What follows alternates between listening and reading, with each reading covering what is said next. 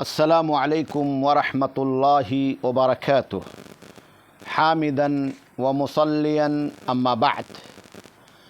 محترم سامعین و ناظرین، مسند احمد میں حضرت عبادہ ابن الصامت رضی اللہ تعالی عنہ سے روایت ہے کہ پیارے نبی صلی اللہ علیہ وسلم نے بیان فرمایا، لیس من امتی من لم یجل کبیرنا ویرحم صغیرنا ویعرف لعالمنا۔ بعض روایتوں میں ہے حقہ۔ اللہ کے نبی صلی اللہ علیہ وسلم نے بیان فرمایا کہ وہ آدمی ہم میں سے نہیں ہے، ہماری ملت اور ہمارے طریقے پر نہیں ہے، جو بڑوں کا احترام نہ کرے اور چھوٹوں پر رحم نہ کرے، اور ہمارے جو علماء ہیں ان کا حق، ان کا مرتبہ نہ پہچانے۔ اس حدیث مبارک میں اللہ کے نبی صلی اللہ علیہ وسلم نے 3 اہم ترین معاشرتی حقوق کا ذکر کیا ہے۔ سماجی حقوق کو سمجھنا، اس کو برتنا بھی ہماری اور آپ کی ذمہ داری ہے۔ کون بڑا ہے، کون چھوٹا ہے، ان کے حقوق کیا ہیں، ان کے تعلق سے اسلامی آداب کیا ہیں، ان تمام چیزوں کو جاننا ضروری ہے۔ یا اللہ کے نبی نے 3 حقوق کا ذکر فرمائے۔ ایک، بڑوں کا حق۔ گھر میں کوئی بڑا ہے، معاشرے میں کوئی بڑا ہے، ہم میں سے کوئی بڑا ہے، عمر کے اعتبار سے بڑا ہے، علم کے اعتبار سے بڑا ہے، درجے کے اعتبار سے بڑا ہے، تو اس کا حق ہمیں اور آپ کو معاشرتی اعتبار سے سمجھنا چاہیے اور اس کو وہ مقام اور مرتبہ دینا چاہیے جو مقام اور مرتبہ اس کو حاصل ہے۔ اسی لیے اللہ کے نبی صلی اللہ علیہ وسلم نے کہا کہ انزل الناس منازلہم، لوگوں کو ان کے درجے اور ان کے مقام پر رکھو، وہ مقام اور مرتبہ دو جو ان کا ہے۔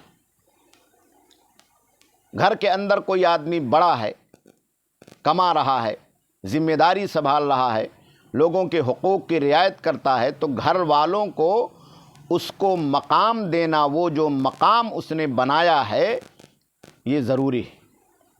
بڑے بوڑھوں کی عزت کرنا، اپنے سے بڑوں کا احترام کرنا بھی ضروری ہے، اور ایسے ہی جو چھوٹے ہیں ان پر شفقت کرنا، رحم کرنا، ان کے ساتھ ہمدردی کا، محبت کا معاملہ کرنا بھی یہ ضروری ہے، ان کا بھی حق ہے۔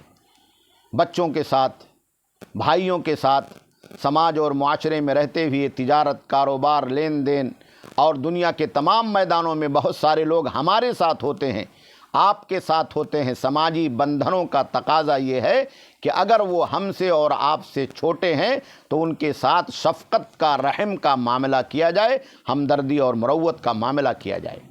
اور تیسری چیز ہے عالم، علماء حق، وہ لوگ جو کتاب اور سنت کو صحیح سمجھتے ہیں، اس کی دعوت کا، اس کی تعلیم کا کام کرتے ہیں، وہ لوگ جو اللہ اور اللہ کے رسول صلی اللہ علیہ وسلم کے طریقے پر، پیارے نبی کے اسوے پر قائم ہیں، توحید کے لیے، سنت کے لیے اور اس دین کے لیے، اور لوگوں کے درمیان دینی بیداری پیدا کرنے کے لیے اپنے علم کے ذریعے سے، عمل کے ذریعے سے، اپنی محنت اور قربانیوں کے ذریعے سے شراکت داری کرتے ہیں، تو ان کو اللہ نے ایک مقام دیا ہے۔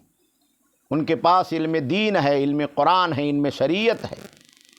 تو ایسے لوگوں کے مقام اور مرتبے کو سمجھنا اور اسی کے اعتبار سے ان کے ساتھ معاملہ کرنا بھی ضروری ہے۔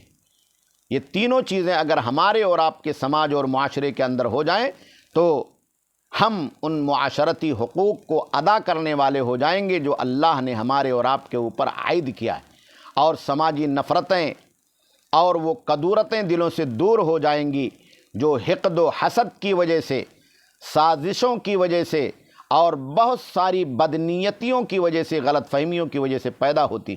اللہ تعالی ہم لوگوں کو، تمام لوگوں کے حقوق کو سمجھنے کی سعادت اور توفیق عطا فرمائے۔ وصلی اللہ علی نبینا محمد، والسلام علیکم ورحمۃ اللہ وبرکاتہ۔